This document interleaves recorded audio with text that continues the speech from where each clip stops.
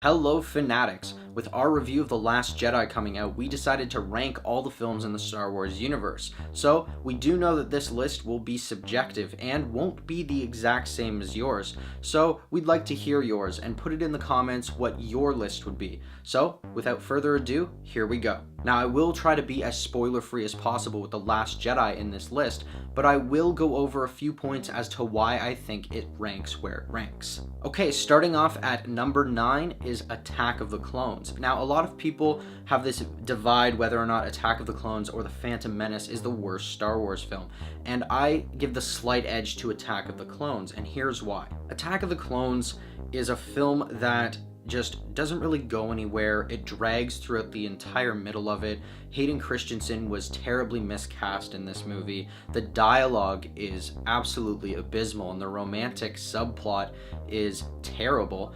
The only redeeming quality of Attack of the Clones is that you have those huge battle scenes in the arena at Geonosis, and you have Count Dooku introduced.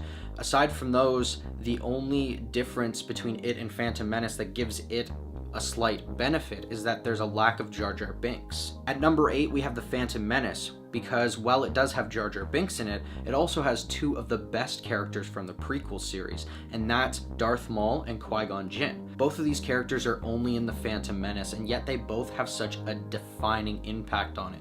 You have Qui-Gon, who really shows where Obi-Wan's wisdom comes from, but then you have Darth Maul, who's one of the most badass Sith that we've seen and gives us one of the best lightsaber battles in all of the episodes. Coming in at number 7 is the best of the prequel series, Revenge of the Sith. Now this one, you can go back and you can rewatch, and there is some parts in it that are entertaining and interesting. And if you had to pick one from the prequels, this one by far is the one that you need to watch, as it shows Anakin's descent into madness. You get more of Obi-Wan and how he becomes who he becomes. You get the rise of the Sith as well as the Empire. Everything just goes together, and it concludes the prequels, takes everything that wasn't really working and neatly packs it together so that we can prepare ourselves for the story that we already know that's going to happen in episode 4. Coming in at number 6 is Return of the Jedi. Now, a lot of people might say that this is low on a list, but I just don't find Return of the Jedi that compelling compared to the other two in the original trilogy. I find that it drags a lot through the middle. It seems to just have plot point to plot point just jumping all over the place, and the characters aren't all together for the majority of it, and I just can't stand the Ewoks. I mean, I understand the purpose of them, I understand why they're in the movie, because they're an indigenous species and it's showing how the Empire affects these other planets and these other alien species that aren't human, but then at the same time, like, they don't bring enough to the story, and I think because they're added, it just hampers my ability to enjoy that movie as much as I should. I do love the Jabba barge scene, but aside from that, this movie has nothing that really sticks out to me.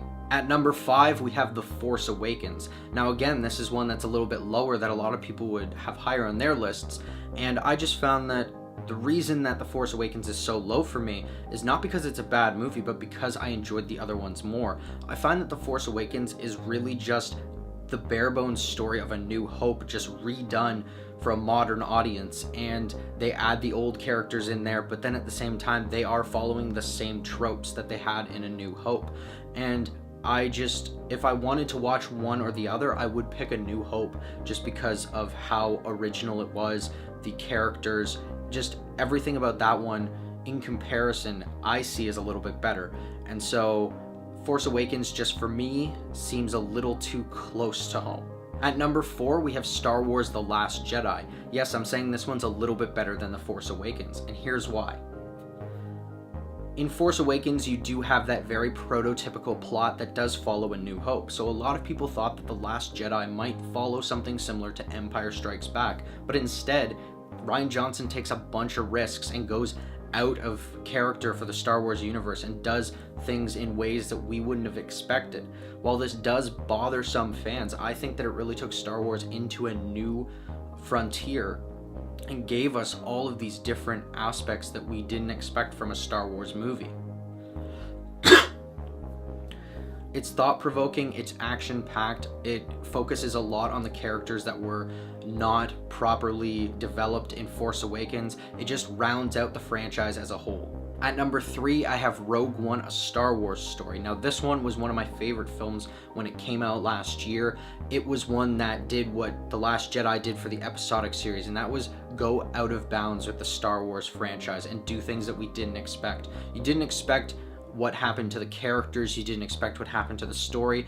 I thought that going into it that it was going to be a meandering plot that just kind of played off the ideas of the episodic series, as it's basically the crawl from episode 4. And yet what we get is this very heartfelt, emotional, and war-weary story showing just how impactful the war between the Rebels and the Galactic Empire was, not on only our heroes through the episodic series, but the entire galaxy as a whole. At number 2, I have Star Wars, A New Hope. This film is one of the first sci-fi films that I watched. It is such a magical experience for the first time, and when you get to watch it for the first time with other people who have never experienced it and see the bewilderment on their faces, it's just a joy to behold. The characters, everything about it, it's just an entirely different experience. It's like watching Star Trek for the first time, and I will never forget the feelings that it brought to me because of that. I like this one in particular over top of Return of the Jedi because of a number of things. One, I love the cantina scene. I think that that's one of the best scenes in Star Wars, as it really takes you into the world of the Star Wars universe, and I especially like it in that one because it's more practical effects rather than CGI.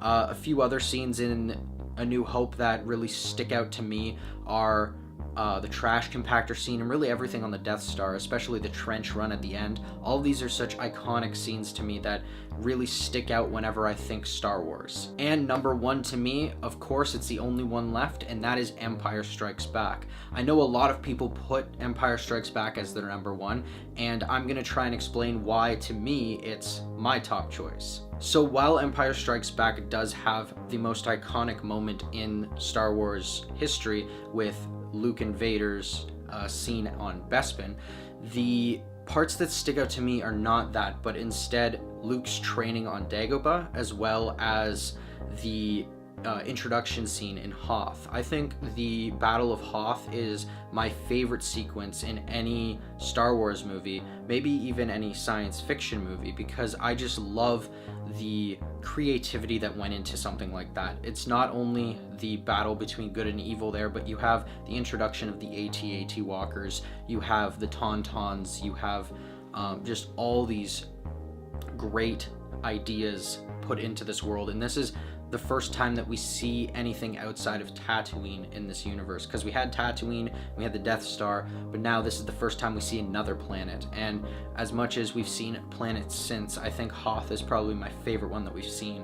So that, mixed with the introduction of other characters, the development of characters like Han, Chewie, Leia, Luke, and how they progressed and how they impacted the rebellion, this film just takes all of that and sets it into a new direction. And I can watch this movie on TV ad nauseum and not get annoyed by it because of how entertaining and how masterful the script and direction and visuals all encompass such a beautifully made movie. And there you have it. There's our list for the Star Wars universe films. What did you think of our list? Do you agree? Do you disagree? Write your list in the comments and let us know. And thanks for watching. If you liked this video and you want to see more, hit that like button and subscribe to our channel. Check out our latest Fanatic 5 video where we discuss the top Oscar Isaac roles. Don't forget to follow us on our social media. And until next time, Fanatics, keep it real.